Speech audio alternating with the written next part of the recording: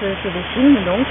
Alors je joue le frère, un abbé, là, comme vous pouvez voir, le frère Vincent Fortune, qui vient de France au début du XXe siècle pour évangéliser Tahiti, une île comme ça, une espèce de jardin d'Éden terrestre. Donc l'histoire, si vous voulez, c'est la confrontation entre ses idéaux, ses convictions religieuses, en se disant il faut éviter le péché de chair, toute la concupiscence pour pouvoir accéder au vrai paradis, alors qu'en fait il l'a sous les yeux. Qu'est-ce que cela représente pour toi? C'est quand même une histoire forte de la Polynésie.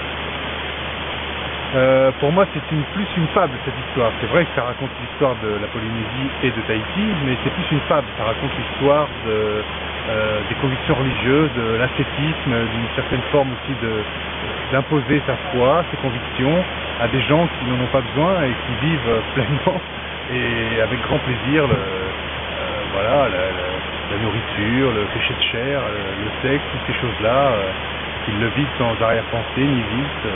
C'est vraiment l'image qu'on veut donner dans le film, c'est l'arrivée de ce personnage qui se croit investi d'une grande mission et qui en fait arrive dans ce paradis terrestre qu'il ne voit même pas tellement il est aveuglé par ses principes religieux. Comment ça se passe avec les acteurs polynésiens qui n'ont pas forcément l'habitude de travailler sur ce genre de production? C'est pas ce qu'on dirait, parce qu'ils mettent la pression. Là, ça fait une semaine qu'on tourne avec eux et surtout ils comprennent tout très vite et ils ont tout de suite la dimension ludique du jeu.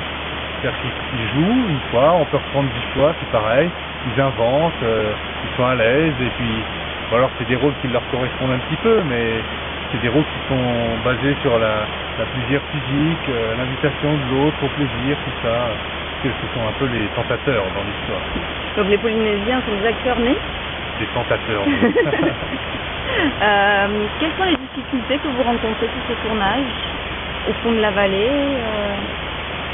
Aucune, on aurait pu avoir des petits pépins météo, mais en fait tout se passe bien. Il fait beau quand il doit faire beau, il pleut quand on doit avoir un peu de pluie. Finalement, la météo, comme toute l'île, se plie avec plaisir au tournage. Les moustiques? Moi ça va, j'avoue que je m'entoure de... Là il y a des gens de l'équipe qui sont fraîchement arrivés, qui sont encore tout blancs, moi ça fait déjà 15 jours, donc je profite d'eux, c'est eux qui se font... manger, dévorer. D'accord, quelles sont les prochaines étapes là maintenant? Alors, la semaine prochaine, on va passer au village. On va construire plusieurs soirées, tout un village. Donc, il va y avoir pas mal de figurants, le chef tatoué, des gamins, des chiens, des animaux. Il va y avoir toute l'ambiance un petit peu de la façon dont ils vivaient à cette époque-là. Et la troisième phase, ça va être à Montréal, on va tourner. Où là, ça va être plus l'arrivée, les plages, tout ce qui se passe sur...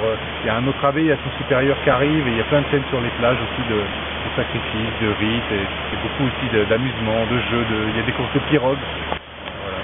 Est-ce que c'est la première fois que tu viens en Polynésie? Ouais. D'accord. Et ton ressenti pour l'instant? Pour l'instant, je trouve ça fabuleux.